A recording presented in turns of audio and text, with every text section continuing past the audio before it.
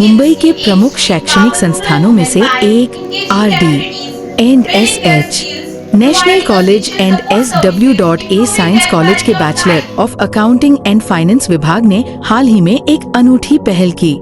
College में आयोजित किया गया एक प्रेजेंटेशन और अवेयरनेस सेशन, जिसमें विद्यार्थियों ने हिस्सा लिया और उन्होंने सरकारी नीतियों, योजनाओं और स्टार्टअप्स पर विस्तार से जानकारी दी।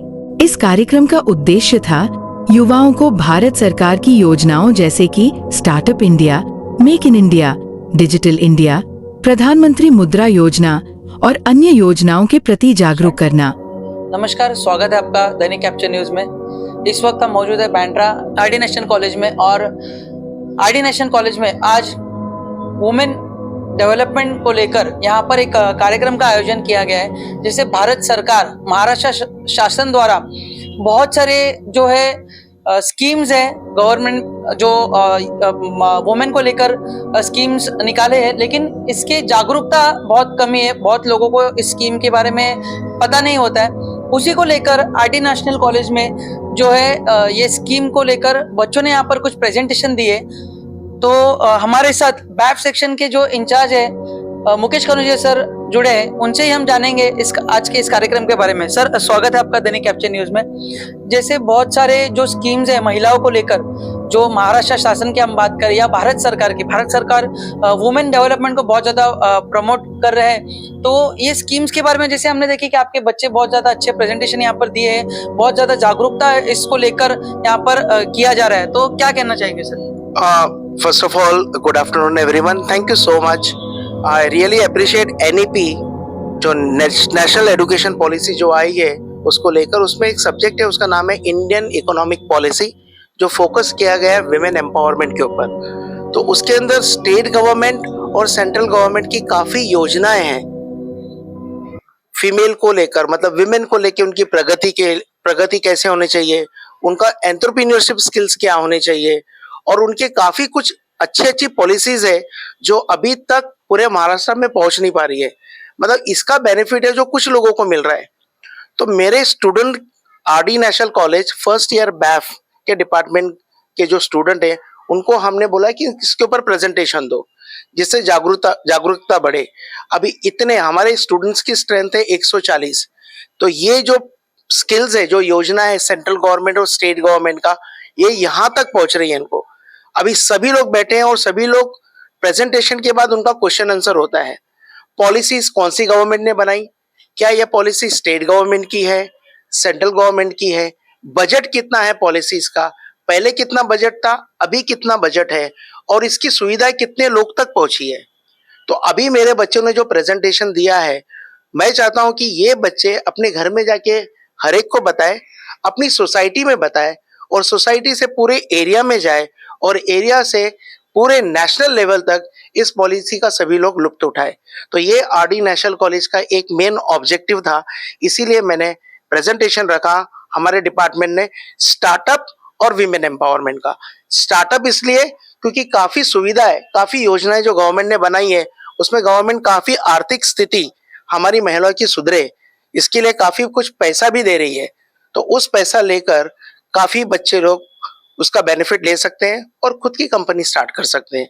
तो ये इसका मेन ऑब्जेक्टिव मोटो था सर, युवा जैसे हम कहेंगे तो युवा को देश का भविष्य माना जाता है।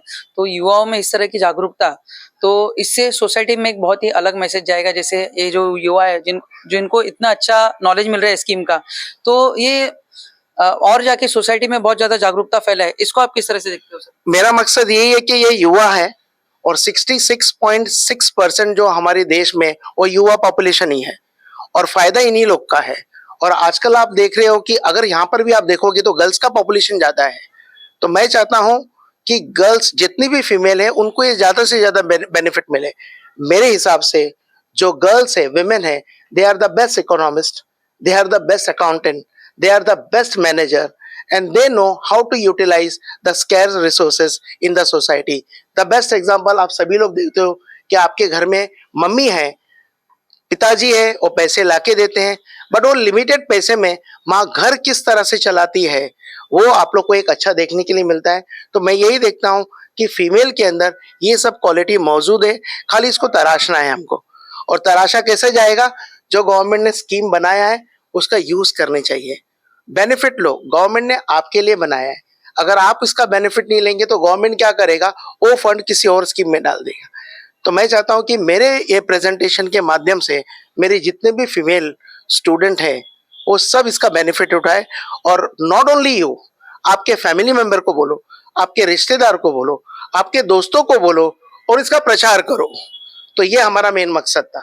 जी बिल्कुल, जैसे स्टूडेंट्स भी यहाँ पर मौजूद है। सबसे पहले तो आपका नाम बताइए, आपने आज प्रेजेंटेशन दिया है यहाँ पर, क्या मेरा नाम नाम अनुराधा कांदू है। मैं एफ आई फर्स्ट ईयर की स्टूडेंट हूँ, बैफ डिपार्टमेंट की।